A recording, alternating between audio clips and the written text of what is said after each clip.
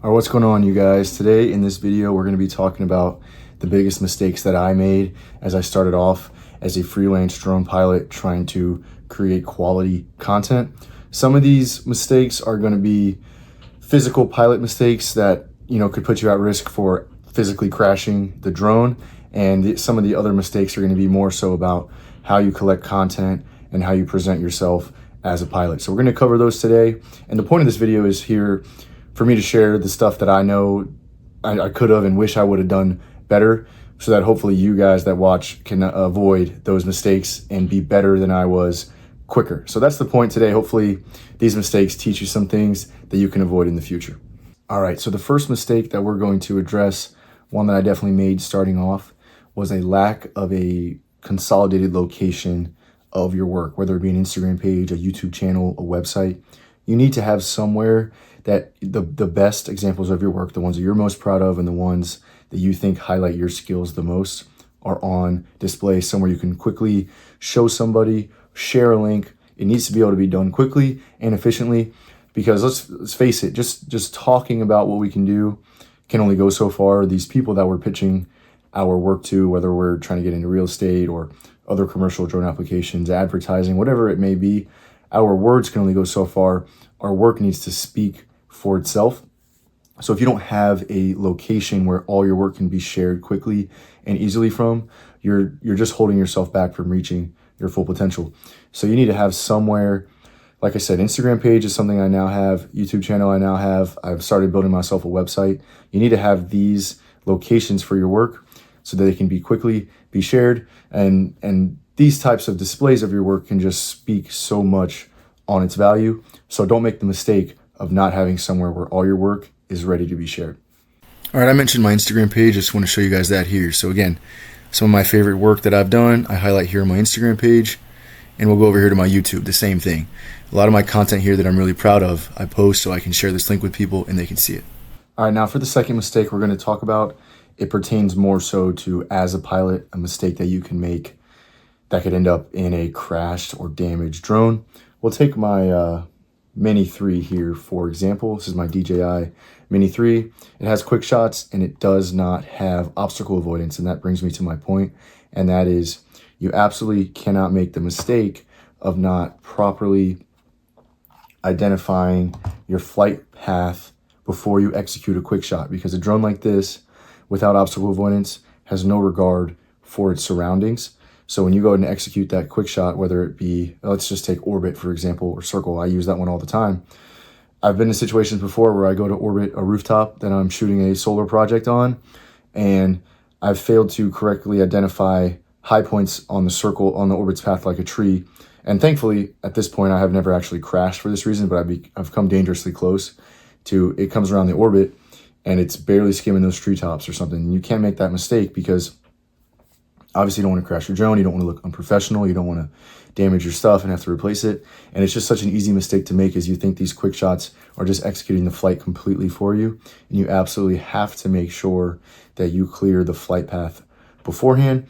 So don't make the mistake of relying on quick shots to completely fly the drone for you. Make sure you're paying attention to your surroundings. All right, moving on to our next mistake that you guys should avoid.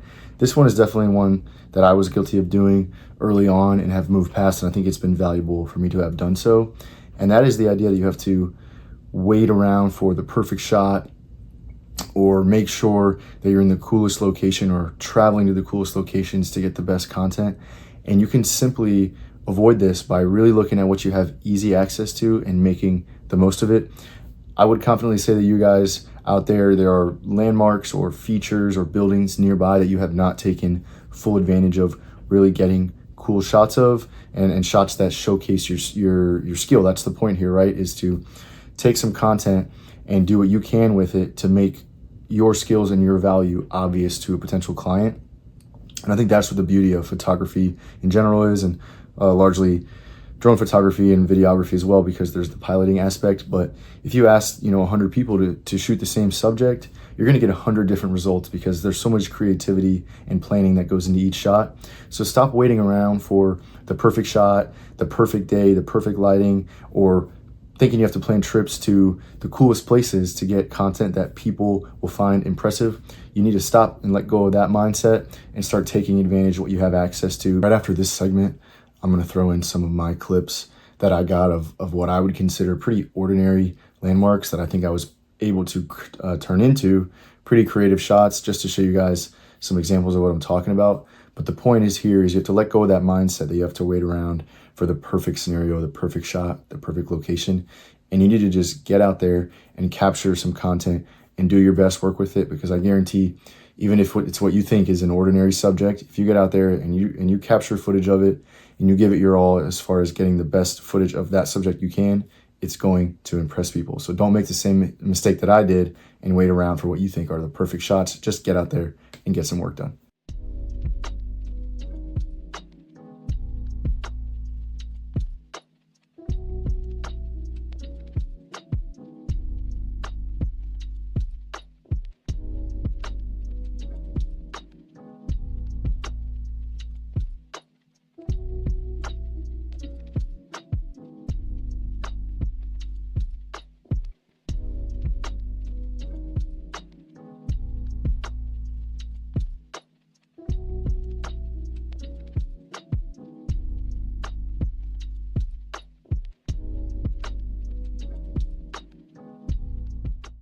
All right, now we're gonna move on to what I consider to be the biggest mistake that I made early on as a freelance drone pilot, and that's gonna be what I call color grading negligence. And what I mean by that is undervaluing and just being unaware of the value of color grading your footage.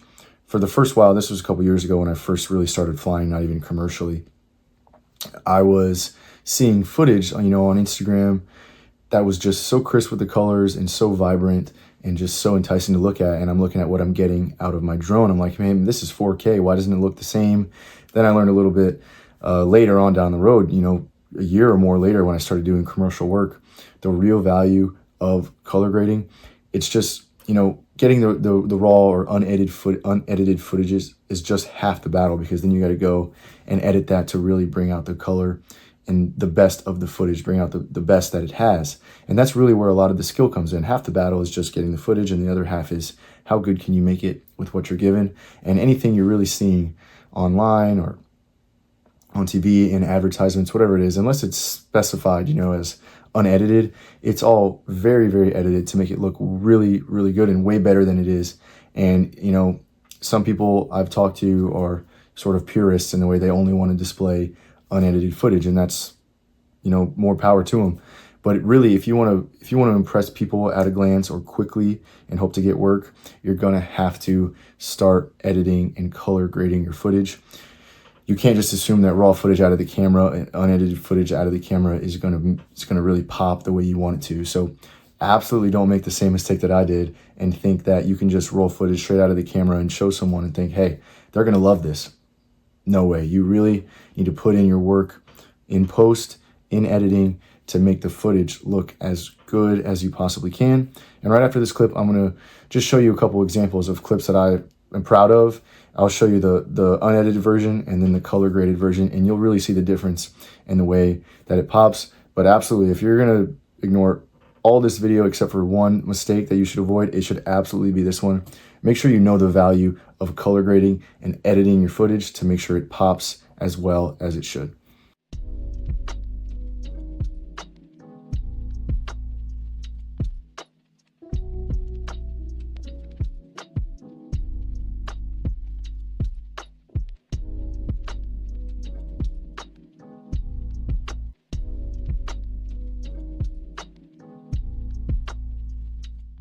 All right, y'all, one last thing I wanted to mention, sort of an honorable mention for this video, is the idea that you place limits on what your services can be and you think of only photo and video. Now, this isn't necessarily a mistake if you're just really, really good at creating awesome photos and videos, then take your skills and run with it. But for me, I was pretty good at that stuff, but not necessarily spectacular. So at first I was just so focused on only doing photo and video. And later on, I expanded to do mapping and thermal imaging as well. So don't be afraid to get a little bit outside of your comfort zone unless you're absolutely making a killing. and loving just photo and video. For me specifically, it was a mistake to not try to expand outside of that. So don't be afraid to get a little bit outside of your comfort zone and do some stuff that maybe not every other pilot also does. So don't make the same mistake as I did in this case and limit yourself in that aspect. All right, y'all, that's all I got for this video. I really hope this was helpful. Again, the only goal here really was to share mistakes that I know I made early on as a freelance drone pilot in hopes that I could help you guys avoid that, catch those mistakes earlier on to help you grow as a drone content creator faster than I did. If you found this video helpful, please drop a like, subscribe, leave me a comment, and even if you didn't find this video helpful, I'd love to hear why in the comments. But for now, good luck moving forward. Make sure to avoid these mistakes. Thank you guys.